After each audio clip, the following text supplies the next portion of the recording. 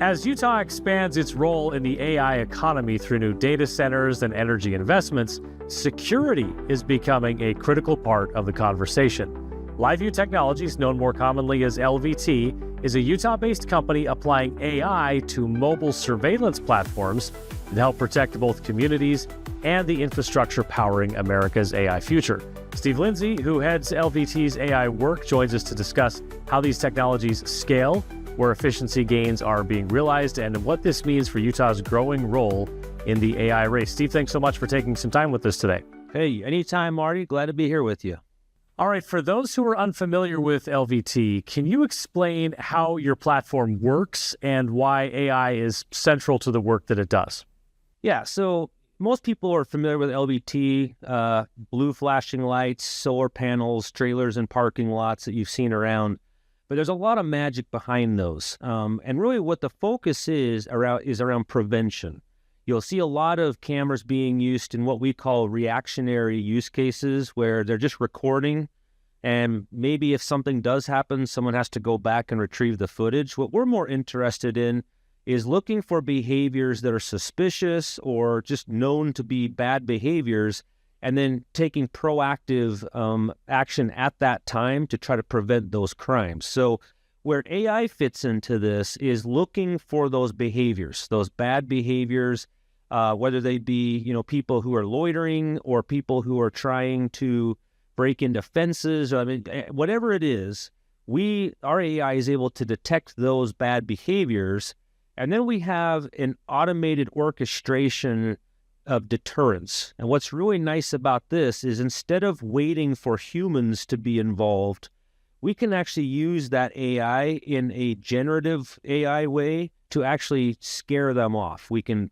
personalize what it is that we're seeing, characteristics about what the people possibly look like, where they're located, what they're doing, and we can generate a custom talk down in real time to try to scare them away. Combining that with like a very high lumen pan tilt spotlight that shines on them, just really things that raise that intimidation level to let them know that maybe they ought to move on to the next place.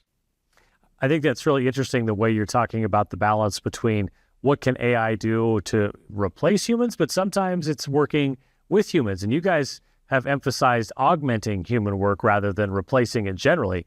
How does AI help human teams, especially in high-stakes environments like energy facilities or maybe data centers? How does it help monitor and respond more effectively? Yeah, so when you think about the traditional ways that security technologies have been used, they've always put the human at the center of the response. And so for every single detection or alert that was generated, it had to go to a human to respond to that. And this could equate to thousands and thousands of alerts that a human has to respond to in a day. And that's just not scalable. So what we look at is what are the jobs that AI can do and what are the jobs that a human has to do? And we kind of look at that in severity levels. So obviously a high severity level, maybe an active shooter situation, that would require a human involvement. But the lower security levels, like maybe someone loitering or somebody who's a nuisance or whatever, we've seen that the AI actually can take care of those jobs. So it's augmenting the human, like you says, in a way that it takes all of the noise and deals with the noise, and it passes up to the human the really critical things that they need to be looking for. And so that's where we can get that scale now. Now a human can actually monitor tens of thousands of locations instead of maybe 10 or 100 locations. That's really interesting stuff. Let's talk about scalability, which is critical as Utah positions itself as a hub for artificial intelligence. What allows your technology to serve both local communities and large enterprises, all the way up to facilities that power the AI economy? Yeah, the magic word is the scale, right? So we've engineered these solutions to be able to be managed, upgraded, maintained, deployed in a way that allows you to deal with this with thousands of locations, thousands of units. Most of these types of technologies traditionally have been customized per location or per unit, right? So think about a technician walking out or maybe even if they have remote access, but they would have to set the settings in that unit on a per unit basis, a per location basis, and that's not scalable. What we've learned is that you can use the power of cloud native systems to be able to manage the entire fleet worldwide of what these things should be doing. And not only does it put the initial settings in, but it can maintain those settings and essentially be a configuration management type tool for those settings. And so a lot of our enterprise grade customers, like I said, they're managing thousands and thousands of locations this way with just a click of a button with these complex systems. And then when you think about the complexity of keeping technology up to date, let's say you have to put a new software upgrade or a firmware upgrade in your systems. Again, the cloud native component of this can manage all of that. So it's what should the unit be doing? What versions of software is it running?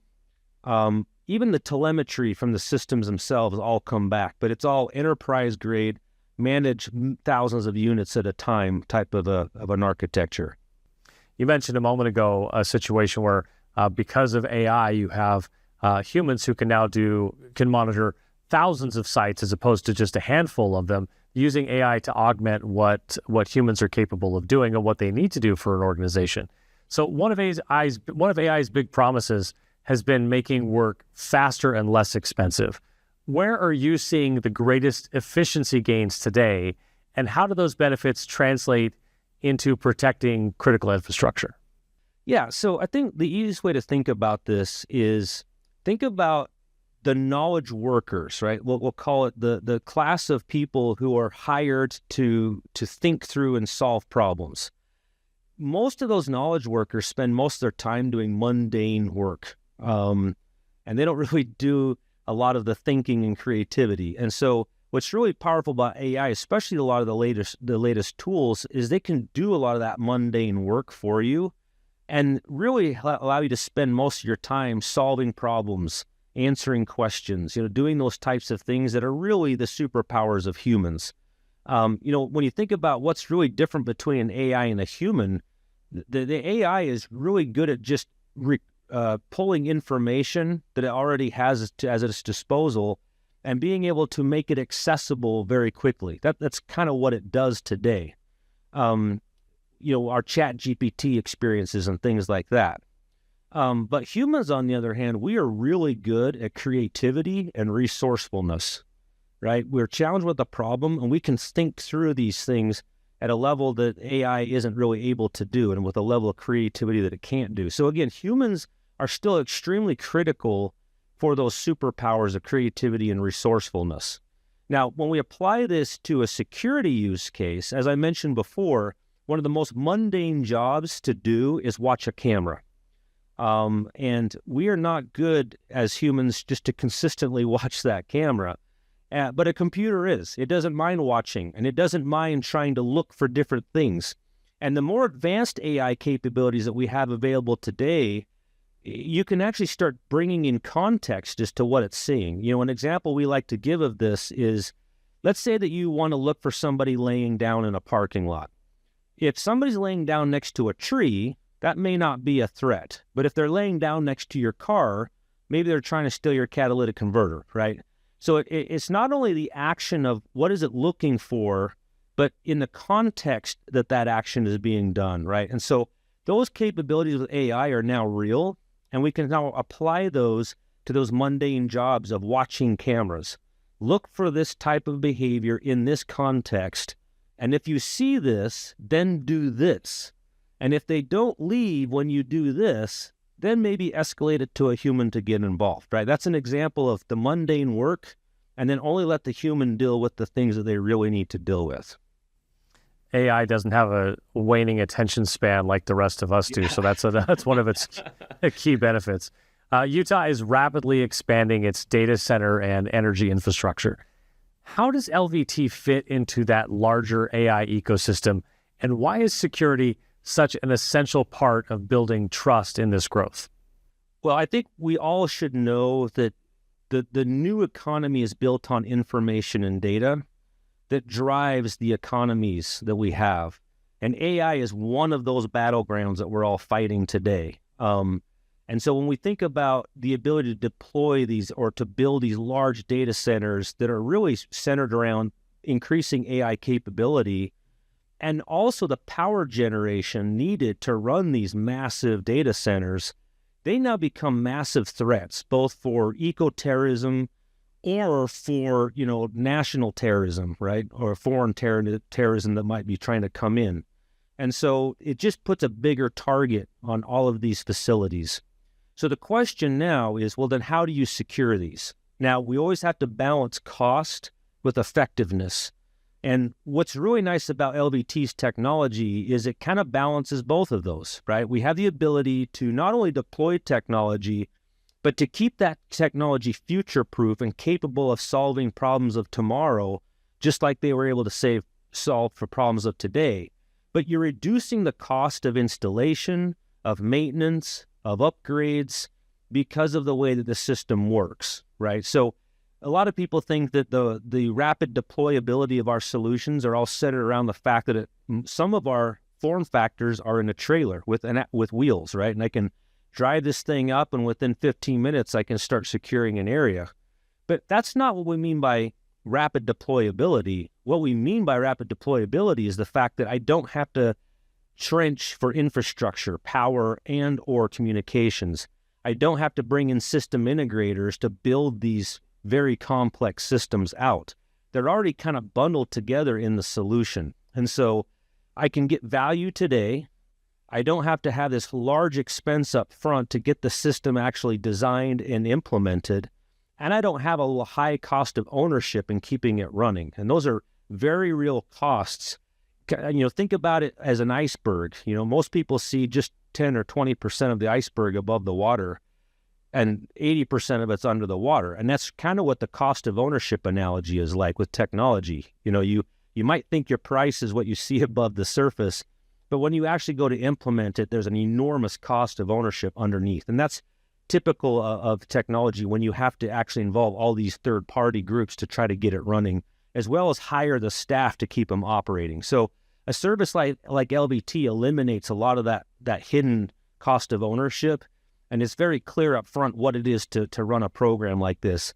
And then have the confidence that as we need to add new capabilities in AI, maybe we need to do different cameras for the different type of use cases we're dealing with, that we have the flexibility within the program to do that without all this additional cost. You're one of the co-founders of LVT, so you've built a company that started in Utah and has expanded nationally. And as we see other companies in Utah trying to do that, what role do you see Utah and Utah-based companies playing in shaping the future of an AI-powered safety and security field? Yeah, well, I think what's really unique about it is the security industry as a whole really hasn't had new blood in it for a long time. If you go back to the beginning of technology being in security, probably 70 years ago, it's been a pretty similar paradigm, which has also driven the way that humans use it and the processes and procedures that you use. What's really exciting about Utah companies is a lot of us are entering the security world coming from non-security backgrounds. Now, you may think, well, is that bad? Well, it's actually not, because we know the latest technologies that are out there. We've solved these problems in other use cases, and now we're just applying that knowledge and experience into the security ecosystem.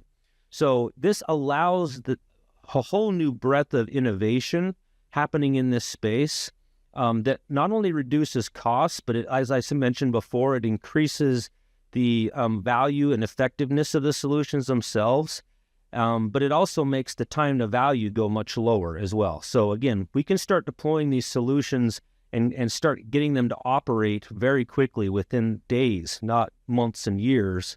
And we can do that at a cost that's much cheaper, but also beyond the cutting edge of what's possible in the AI world. All right, I'm going to get you out of here on this. Looking ahead, what excites you most about where AI is headed when it comes to community safety? And how do you see LVT contributing to that vision?